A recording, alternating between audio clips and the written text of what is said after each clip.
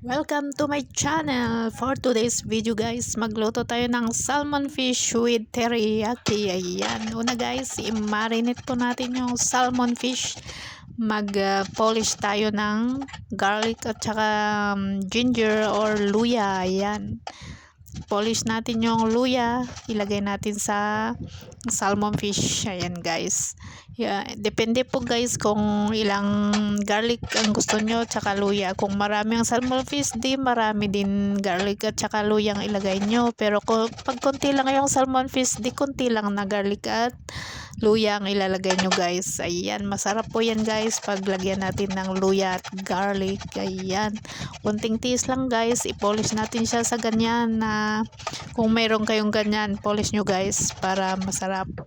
Tapos pagkatapos natin siya i-polish guys, ay marinate natin siya ng 15 minutes. Tapos ilagay natin siya sa ref.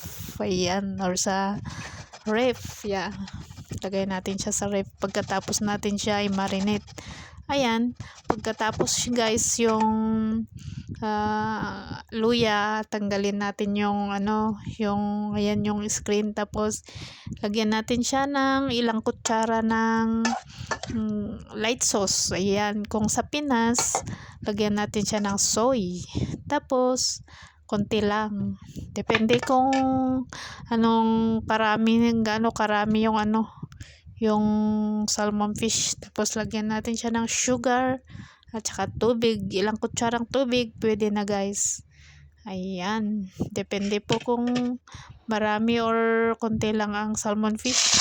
Tapos ngayon magpainit tayo ng kawali. Tapos pag mainit, lagyan natin siya ng mantika. Tapos iprito natin siya yung yung salmon fish. Tapos babalik ta rin natin siya guys hanggang golden brown. Then pagkatapos maluto, i-pour natin yung yung sauce na pinagmarinitan natin siya guys.